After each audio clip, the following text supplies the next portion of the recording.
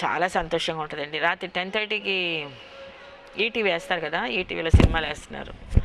అబ్బా ఎంత బాగుంటుందంటే అందరినీ చూసి ఆ రోజుల సినిమాలోని గుర్తు తెచ్చుకుంటే నాకు చాలా ఎఫెక్షనేట్ పర్సన్. నేను కొంచెం నన్ను అందరూ మర్చిపోయి ఉండొచ్చు, కానీ ఆ ప్రేక్షకులు మటుకు మర్చిపోలేదు.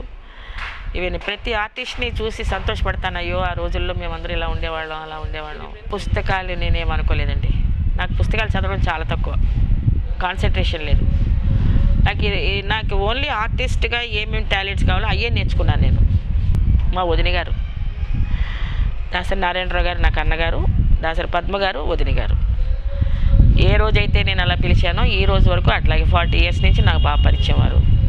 వారి కుటుంబంలో ఒక ఫ్యామిలీ మెంబర్స్లా చూస్తారు నన్ను నా ఫ్యామిలీని అంత బాగా చూస్తారు. దాసరి నారాయణరావు గారు అన్నయ్య గారు ఇక్కడ అంతా అయినా మాకు చాలా గైడెన్స్. మాకు టి రామారావు గారు ఫస్ట్ మూవీ నాకు. రామారావు గారు మా గురువు గారు, వాళ్ళు ఎక్స్క్లూజివ్ పెర్మనెంట్ ఆర్టిస్ట్. నేను సీతారామ కళ్యాణం అప్పుడు 2 years నేను ఎక్కడ పని చేయకూడదు. ఆ 2 years నేను సీతారామ కళ్యాణం 1.5 years సీతారామ కళ్యాణం పట్టింది నాకు. ఈ పిల్లలందరితో కాలక్షేపం అనమాట అండి. షూటింగ్ లేకపోతే రామారావు ఇంట్లో మేమందరం మా ఫ్యామిలీ మెంబర్స్ అంతా అక్కడికి వెళ్ళిపోయి, ఎందుకంటే మా వెరీ న్యూ టు చెన్నై, మాకేం తెలియదు అనమాట అసలు. అలాంటప్పుడు సీతారామ కళ్యాణం వస్తే మరి ఇంకా మాకు ఆయనే గురువుగారే దిక్కు అనమాట. అందుకని ఆయన ఇంట్లోనే మేము ఉండేవాళ్ళం. వదిన గారు వాళ్ళ వైఫ్ వదిన గారితో మాట్లాడుకుంటూ, పిల్లలందరూ బాలకృష్ణ, హరికృష్ణ, ఈవేళ పురంధేశ్వరి, పిల్లలందరితో మేము లోకేశ్వరి, వాళ్ళ పిల్లలతోనే ఇంకా అక్క అంటూ వాళ్ళు మాతో ఆడుకోవడం, మేము వాళ్ళతో ఆడుకోవడం, డైలాగ్ చదువుకోవడం, డైలాగ్ నేర్పించేవారు, డ్యాన్స్ నేర్పించేవారు. కోచప్ కూడా ఉండేదండి మాకు.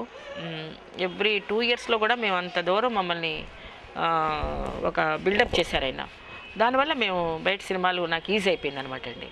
రాజకీయాల్లోకి అసలు నాకు పెద్ద ఇంట్రెస్ట్ లేదండి అసలు. యాక్చువల్గాను తెలుగుదేశం పార్టీ చంద్రబాబు నాయుడు గారు పార్టీలో చేరాలనిపించింది.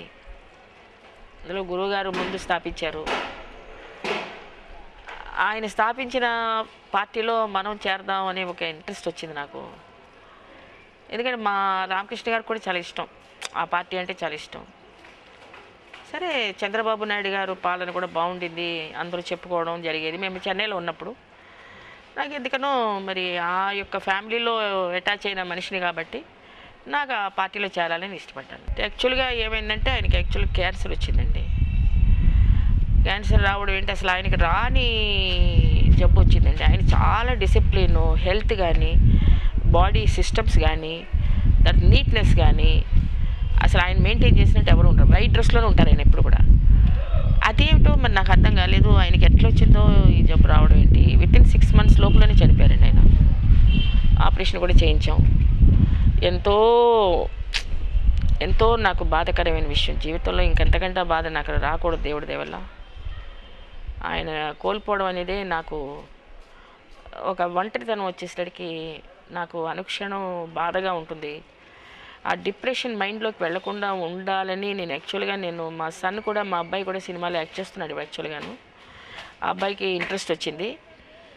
ఆ అబ్బాయి యాక్ట్ చేస్తున్నాడని నిర్ణయం అనే ఒక పిక్చరు హీరోగా చేశాడు. అది రిలీజ్ కూడా అయిపోయింది ఈ మధ్యన. నెక్స్ట్ కోయిల్ అనే పిక్చర్ హీరోగా చేస్తున్నాడు, వేద హీరోయిన్.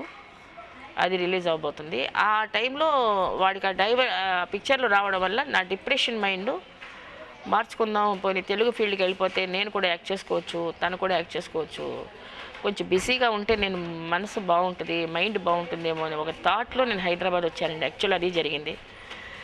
హైదరాబాద్ రాగానే నాకు అనుకోకుండా ఒక మంచి సినిమా రావడం. బాబు సరే ఆడు సినిమాలు వాడు చేస్తున్నాడు, వాడికి ఇంకా ఫుల్ గెడ్జికి రాలేదండి. షీఈ్ a mass hero. Actual mass, fights, డాన్సులు చాలా బాగా చేశాడు. పిక్చర్ ఆల్సో వెరీ గుడ్, అన్నీ బాగున్నాయండి. ఇప్పుడు వచ్చే టర్మ్స్లో ఎలా ఉందంటే ఫీల్డ్ మీకు తెలిసిన విషయం. ఇప్పుడు మరి భగవంతుడు దారి చూపించాలని నేను కోరుకుంటున్నాను అంతే. ఎవరు హెల్ప్ చేసేవాళ్ళు ఎవరికి పెద్ద కనిపించటం లేదు. మరి మేము కూడా మా టాలెంట్ తోటే మేము కష్టపడి పైకి వచ్చిన వాళ్ళమే, కానీ అలాగే నువ్వు కూడా అలా రావాలని నేను అన్నాను అంతే. అంతకుమించి మనకి హెల్ప్ చేసేవాళ్ళు ఎవరు చేయలేరు, ఇక్కడ చెయ్యరు. ఎందుకంటే ఎవరి పిల్లలు వాళ్ళు హెల్ప్ చేసుకుంటున్నారు. అది నేను కూడా ఆ విధంగా నేను సినిమాలు తీస్తే నేను హెల్ప్ చేసినట్టు అవుతాను. నేను సినిమాలు తీయలేను నేను. అందుకని తన యొక్క క్యారెక్టర్స్ ద్వారా ప్రేక్షకుల యొక్క అభిమానం, దేవుడి యొక్క అభిమానం ఉంటే he will be get all the good movies అని నేను నమ్ముతున్నానండి. డిప్రెషన్ నుంచి నేను బయటపడాలని కొంతకాలం ఇప్పుడు కూడా నేను మర్చిపోలేకపోతున్నాను. పాత సినిమాలు వేస్తున్నారు, ఆ పాత సినిమాలు చూసినప్పుడల్లా నా మనసంతా ఒకలాగా అయిపోతుంది. ఎందుకంటే ఎప్పుడూ 24 గంటలు గీత గీత అనే స్మరణలోనే ఉండేవారు. ఆయన ఎప్పుడు చాలా ప్రేమ నేనన్నా నా కొడుకన్నా ఆయనకి అంత ప్రేమ. అలాంటి పర్సన్ని నేను లూజ్ చేసుకున్నానని బాధ నాకు చాలా ఎక్కువ ఉంది. అండ్ మోర్ ఎవర్ కొంచెం సినిమాలు చేస్తుంటే కొంచెం బాగుంది. పెళ్ళైన కొత్తలో కోట శ్రీనివాసరావు గారి పక్కన నాయనమ్మ క్యారెక్టర్ వేశాను, అది బాగా హిట్ అయింది ఆ పిక్చరు. అండ్ అలాగా కొంతవరకు ఒక 10-15 పిక్చర్ల వరకు చేశాను ఇక్కడ వచ్చి, హైదరాబాద్ వచ్చి. బాబు అలా యాక్ట్ చేసుకుంటున్నాడు, ఏదో వాడు అవస్థ వాడు పడుతున్నాడు, నేను ఏదో యాక్ట్ చేసుకుంటున్నాను. దేవుడు ఇంకా బాగా బిజీగా ఉండాలనే కోరుకుంటున్నాను. ఈ మధ్య నా అభిషేకం సీరియల్ కూడా యాక్ట్ చేశాను. నేను చేస్తే నా మైండ్ బాగుంటుంది. నాకు మిమ్మల్ని అందరికీ నేను ఇంకా యాక్ట్ చేసి నాకు మీ అందరి దగ్గర నుంచి ముందు నుంచి ఎలా పొందానో ఆ ప్రేమ అంతా పొందుతున్నాను మళ్ళీ నేను. బికాజ్ ఆఫ్ ఆంధ్రదేశం అందరూ కూడా నన్ను అంత అభిమానిస్తున్నారు. నా పాత సినిమాలు అందరూ గుర్తుపెట్టుకున్నారు. నా పాత సినిమాలు ప్రతి సినిమాను కూడా వాళ్ళ హృదయాల్లో ఉన్నాను నేను. అందువల్ల మంచి సినిమాలు చేయాలి, మంచి క్యారెక్టర్స్ ఇస్తే నేను తప్పకుండా యాక్ట్ చేస్తాను.